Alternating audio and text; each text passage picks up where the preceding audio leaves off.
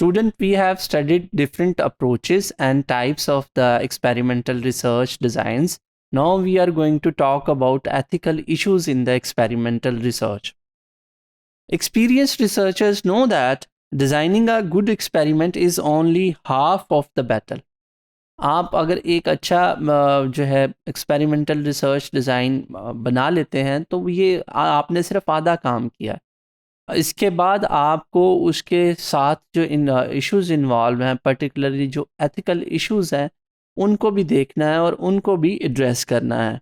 And for the successfully implementing that experiment requires coping with many practical problems like ethical codes, informed consent, institutional approval from the institutional review board.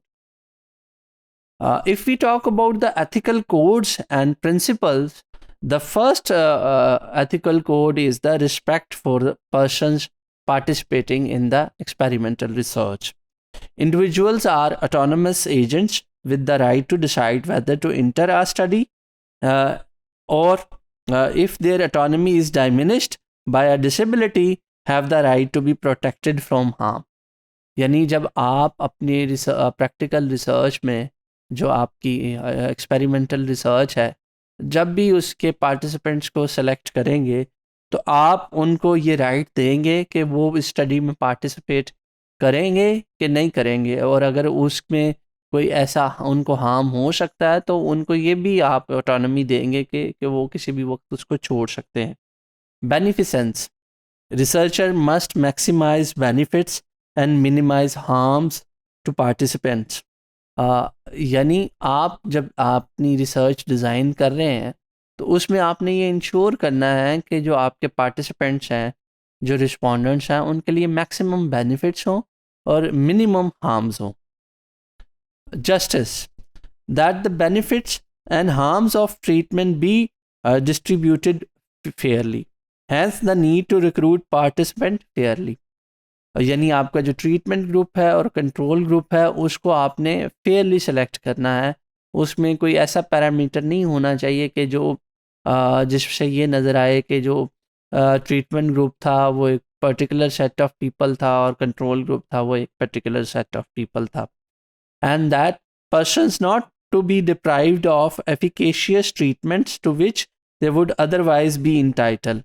Hence, they need to inform of alternative treatments. अगर आप कोई treatment दे रहे हैं उनको तो उसके harms क्या हैं ये आपको उनको बताने चाहिए, और उसकी वजह से अगर कोई उनकी हेल्थ या उनके किसी भी कोई इशू होता है तो उनको अल्टरनेटिव ट्रीटमेंट क्या मिल सकता है वो भी आपको उन्हें बताना चाहिए। What is an informed consent? Informed consent is a statement that explains the purpose of the research, the expected duration of the participants' research, a description of the procedures to be followed, and identification of any procedures that are experimental. And it is a statement of in which you describe any reasonable foreseeable risks or discomforts to the participants. In informed consent, you also described any benefits to the participants that may be expected from the research, and you also describe the extent, if any, to which confidentiality of records identifying the participant will be mentioned. And informed consent is a statement in which the participation is you tell the respondent that your participation is voluntary and that refusal to participate will involve no penalty. The third thing related to the experimental research is the approval from the institutional review board.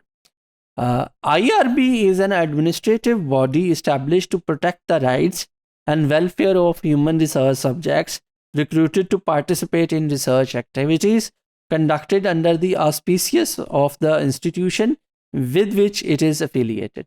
जैसे एक university है तो university में एक IRB होता है, institutional review board होता है, जो ये देखता है कि जो आपने रिसर्च डिज़ाइन डेवलप किया है उसमें जो एथिकल इश्यूज हैं वो कितने आपने एड्रेस किए हैं और आपकी क्या कैपेबिलिटी है वो रिसर्च को कंडक्ट करने के लिए। तो एक्सपेरिमेंटल रिसर्च आप कंडक्ट नहीं कर सकते without getting the approval from the institutional review board.